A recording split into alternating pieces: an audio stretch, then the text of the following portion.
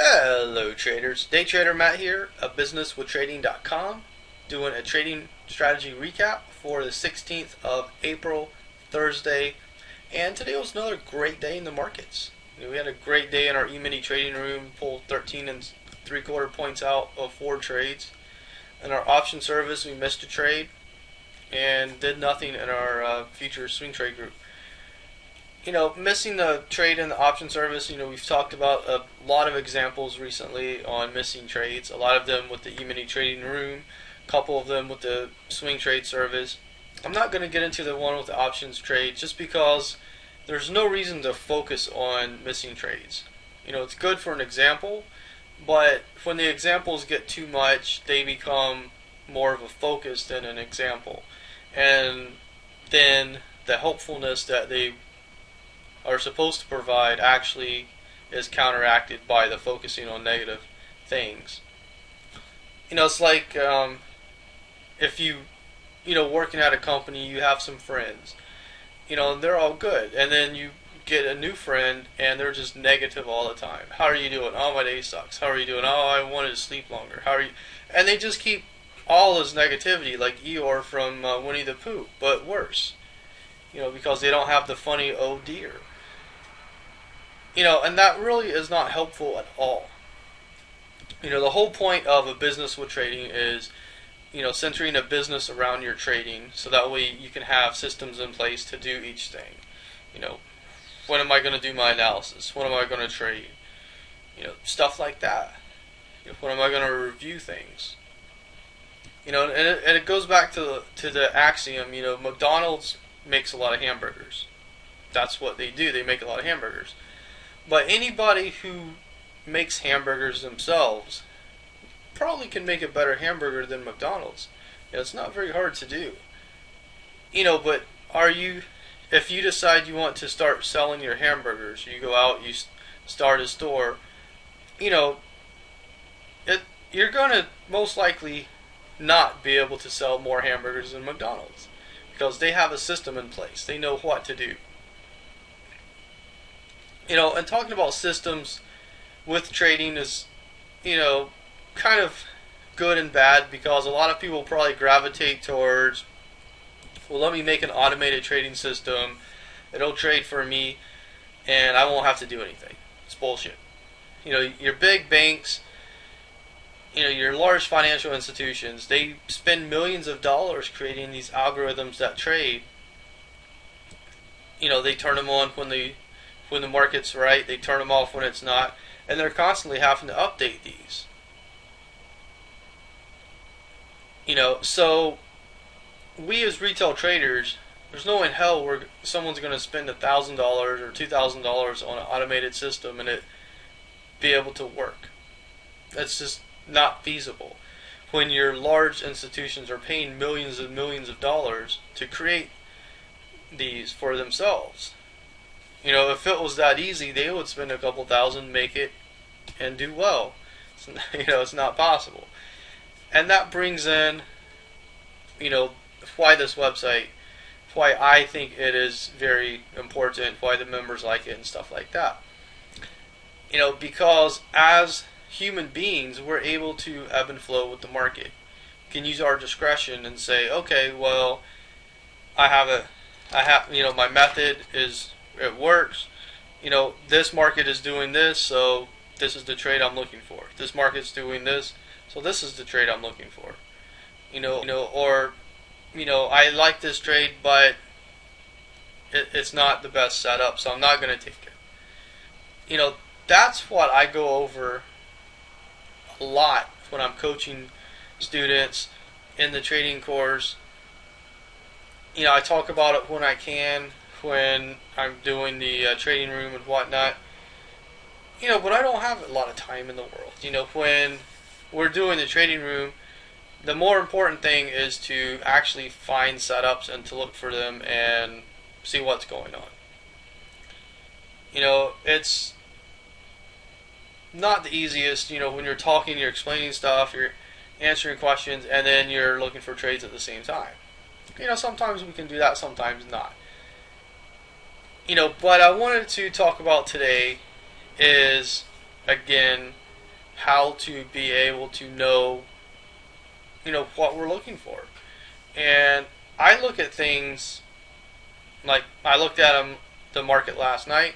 I looked at the market this morning, and I said, okay, I think I know what's going on, so I'm going to make some trades. The market doesn't always look good to make trades in the morning, but sometimes it does. Yesterday we made a lot of trades in the morning, and then we missed a trade in the afternoon. Today we made a lot of trades in the morning, and then we made a trade in the afternoon. And that's basically what it is. So we saw, price open. We saw price open, and it started to move down a little bit. And so we ended up getting long up here after it started to move up. We got long, price came up, we got out and got short, and it rolled over. So we were able to make money there.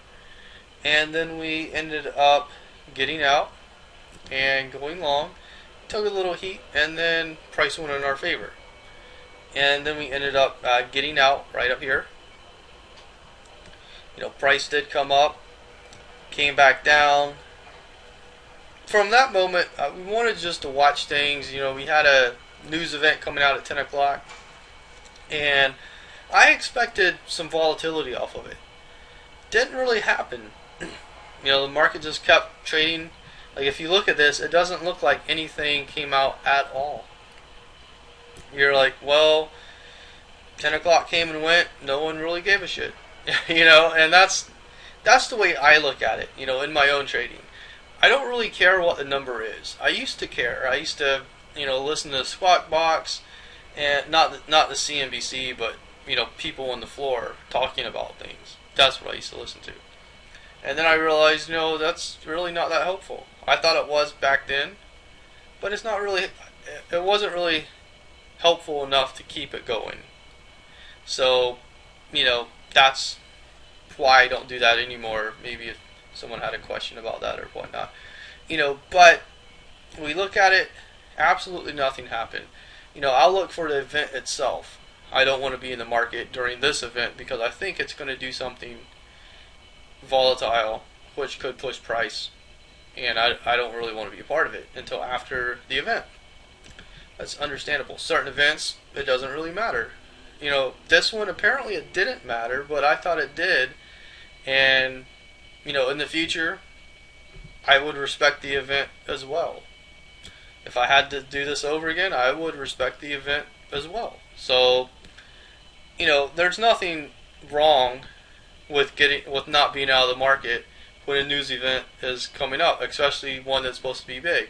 And actually, I would recommend doing that.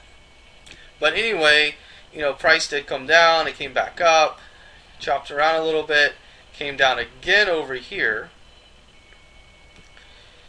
and then it started to come up, and it was quite interesting. As the market did come down here, one of the members asked me, it looks like the market's starting to sell off, or are we going to look for a short?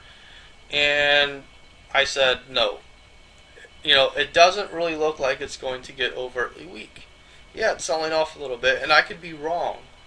The only guarantee that we have in trading is I'm going to be wrong with a prognostication at some point. And I'm going to be wrong multiple times. I could be wrong today, I could be wrong tomorrow, I could be wrong the next day. I don't know how many times I'm going to be wrong in the future, but I know it's going to be a lot. How's that for a guarantee? You're going to be wrong. That's why it takes some real thick skin, and it takes a very strong psyche to be a trader. Because you're going to, and I know a lot of people look at it like, you have an unsuccessful trade, you're a failure. Which really, those two don't correlate at all. Yeah, the trade failed, but you didn't. And there's a big difference. And a lot of people have a hard time separating that. And that's where, my coaching comes in. And it's been awesome. I meet people all over the world, and it's just great. But anyway, let's get back into this day. Before I get off on too much of a tangent, like I sometimes do. Alright, so, price came down. I said, no, I don't want to get short. I just want to watch it. I want to see, what it's going to do. And, then price started to move higher, which was interesting. So we watched it. Price moved up, moved up. I said, alright, this is great. Now I'm going to look at getting long. And, so price came down, got long, and took a little bit of heat on it. Took about a point of heat because we were long at 7 3/4. So took a little bit of heat. First of all, price did come up here, came down, and then it started to shoot up. And we took the trade-off right in here. And then it came down, and then it came down again. And, we were watching this. Maybe it does something interesting here. No, it doesn't. So, we closed the room right in here. And it is what it is. That's basically what we did today. We ended with 13 1/4 points on 4 trades, which I think is pretty good. If you look at the maximum profit potential, which if you're not familiar with this is a way that I gauge myself. The maximum profit potential takes one contract from the entry to the exit. I'm sorry. Takes one contract from the entry. So let's say, for example, we got long. This is obviously hypothetical because we did it in real time. Let's say we got long at 6/4, just for sake of explaining this concept. Got long at 6/4, right? And the market comes up, and it gets to 9.5. So that's 3 1/4 points from here to here. And then price comes down and hits 6/4 and comes below. So that's what we're looking at. Maximum profit potential would have been 3 1/4 points. It's where our entry to where price goes before it comes back on it. So that's what we're looking for maximum profit potential. So obviously every single day we want to beat maximum profit potential. Does it happen? No, it doesn't, because it's difficult.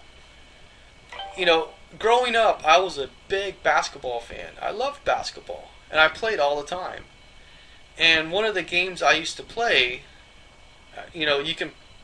I would play it by myself when I was practicing, is every time I would shoot the ball, if I missed it, the opponent would get 2 points. But if I made it, I would get 1 point. And it wasn't a game, let me just shoot layups so I'll win. That's the way to cheat the game. But it was shoot all kinds of shots. You can shoot a layup every now and then, 1 out of every 15 shots or 50 shots or something like that. But most of it, you want to shoot jump shots because the game's about making yourself better. Because you're not going to go out and tell people your score, like, this is what I did, the opponent beat me. It's you against yourself, really. And that's what trading is. And I think that's one of the reasons I was so drawn to trading. Because it really is me against myself. It's not like me against institutions or me against other retail traders. It's me against myself. That's what it is. I don't give a shit what anyone says. That's what it is. And you really have to look at everything from an objective basis. A lot of people like to put their biases in, especially a lot of educators out there put their biases in whenever they're educating people. Oh, you can beat the institutions, you can do this, you can do that. Who gives a fuck? And it's really about you against yourself. What do you need to be able to live? Where do you want your trading business to go to? You're not going to start at the top. But you can get to the top. And you can do it easier than you can in other fields. You really can. So anyway, I know that was a bit long-winded, but hopefully it made sense to you. You got something out of it. Feel free to share if you heard a concept that you really liked, or you heard something that you can add upon. Feel free to share. comments below. You can also email me directly, support@abusinesswithtrading.com.